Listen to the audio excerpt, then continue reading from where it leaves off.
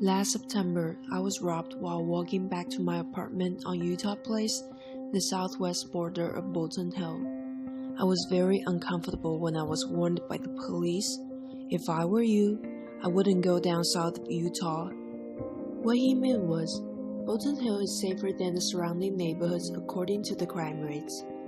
Within zip code 2127, there are great disparities between Bolton Hill and other neighborhoods in terms of racial composition, income, and education levels. I did not listen to the police and went down southwest of Utah. There are fewer street trees and more vacant lots as I went further from Upton to Sandtown, Winchester. Bolton Hill has more parks and green space, as well as more art and educational facilities. Other neighborhoods have more churches, which take all the burden of serving as public space. The buses don't go into Bolton Hill, but their routes are throughout all the other neighborhoods. Within the same area, people of different racial or economic status don't share the same public realm, and existing public space and resources are underutilized. It's important to ask, how might we activate community public space to connect people? Hi everyone, my name is Mimi. My project is about public realm and social interaction within zip code 227, which is the zip code I live in. By public realm, it means not only the traditional public space, such as parks, theaters, storefronts, and shops, basically places where strangers meet, but also public transit and community resources that are accessible to the general public. Utah Place served as the southwest border of Bolton Hill. It seems like a fortress to separate the same area into different worlds. So I have a background in landscape architecture, so then I just couldn't ignore how the built environment is contributing to disparities and segregation in the same area. So I consulted many people to address this issue, including people from Baltimore City Department of Transportation, landscape architects, activists, business owners, and nonprofit organization workers. Then I just keep ignoring what the police have told me and go down south of Utah many times. My cohort, Janie, and I are both working in the same area, so we conducted a lot of research together. We go to community meetings and events to get insights from people and learn about what the residents' needs are. I did surveys and interviews within zip code 27 and got feedback from more than 100 residents about what they like and what they want to change about their neighborhoods. Then I just gathered all the observation and insights and categorized them into different themes.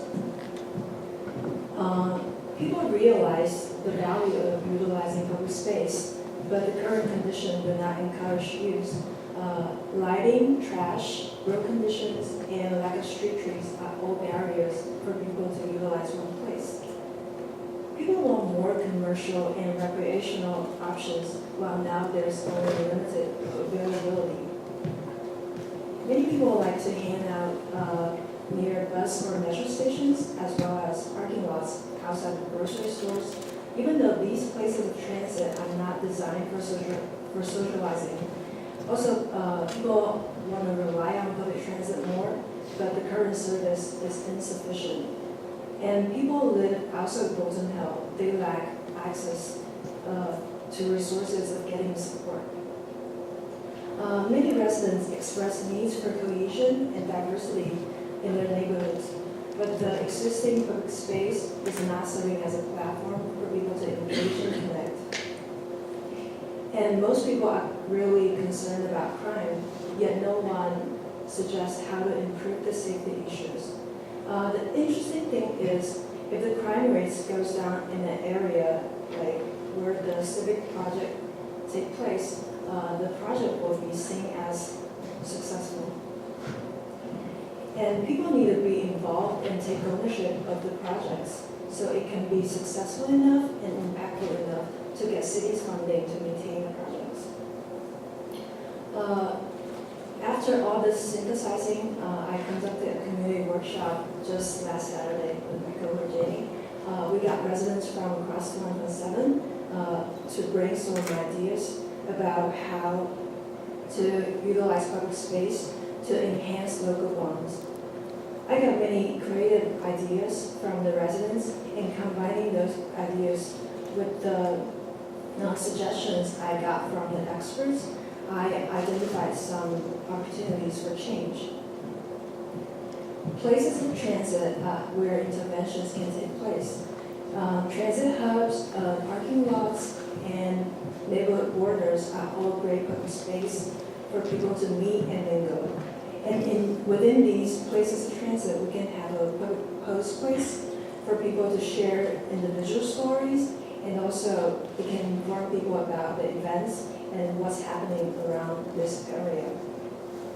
We can also have some pop-up events like community benefit sales, live music, and art displays to boost the positive vibes of the community.